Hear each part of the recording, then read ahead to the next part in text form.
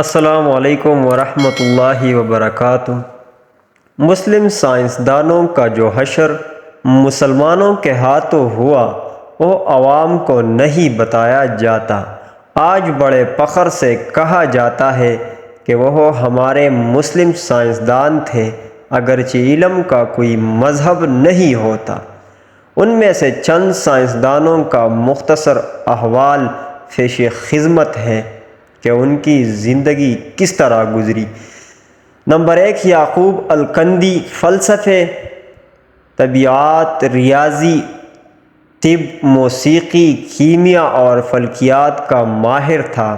Al-Kindi کی فکر کے مخالف خلیفہ کو اقتدار ملا تو ملا کو خوش کرنے کی خاطر الکندی کا کتب خانہ ضبط کر کے اس کو 60 برس کی عمر میں سرعام کوڑے مارے گئے۔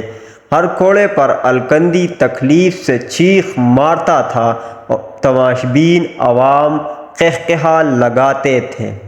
نمبر 2، ابن رشد، یورپ کے نشاطی ثانیہ میں کلیدی کردار ادا کرنے والے اندلس کے مشہور عالم ابن رشد کو بے دین قرار دے کر اس کی کتابیں نذر آتش کر دی گئیں۔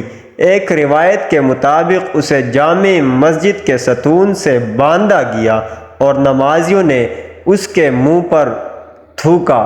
3 نمبر، ابن سینا، جدید طب کے بانی ابن سینا کو بھی گمراہی کا مرتکب اور مرتد قرار دیا گیا۔ مختلف حکمران اس کے تعاقب میں رہے اور وہ جان بچا کر چھپتا پھرتا رہا۔ اس نے اپنی وہ کتاب جو 600 سال تک مشرق اور مغرب کی یونیورسٹیوں میں پڑھائی گئی، یعنی القانون فی الطب، حالت رفوشی میں لکھی۔ زکریا الرازی، عظیم فلسفی، کیمیادان، فلکیات دان اور طبیبی زکریا الرازی کو جھوٹا، ملحد اور کافر قرار دیا گیا۔ حاکم وقت نے حکم سنایا کہ رازی کی کتاب اس وقت تک اس کے سر پر ماری جائے جب تک یا تو کتاب نہیں پھٹ جاتی یا رازی کا سر نہیں پھٹ جاتا۔ اس طرح بار بار کتابیں سر پہ مارے جانے کی وجہ سے رازی اندھا ہو گیا اور اس کے بعد موت تک کبھی نہ دیکھ سکا۔ نمبر 5، جابر ابن حیان۔ جابر ابن حیان مغربی دنیا اسے جدید کیمیا کا فادر یعنی بانی کہتے ہیں، جس نے کیمیا، طب، فلسفہ اور فلکیات پر کام کیا، جس کی کتاب الکیمیا اور دوسری کتاب السابعین صرف مغرب کی لائبریریوں میں ملتی ہے۔ جابر ابن حیان سے انتقامی سلوک۔ حکومتی وقت کو جابر کی بڑھتی ہوئی شہرت کھٹکنے لگی۔ جابر کا خراسان میں رہنا مشکل ہو گیا۔ اس کی والدہ کو کوڑے مار مار کر شہید کر دیا گیا۔ جابر اپنی کتابوں اور لیبارٹری کا مختصر سامان سمیٹ کر عراق کے شہر بصرہ چلا گیا۔ بصرہ کے لوگ جابر کے علم کے گرویدہ ہو گئے۔ جابر جیسی کیمیاگری اور علمی گفتگو انہوں نے اس سے قبل کبھی نہیں سنی تھی۔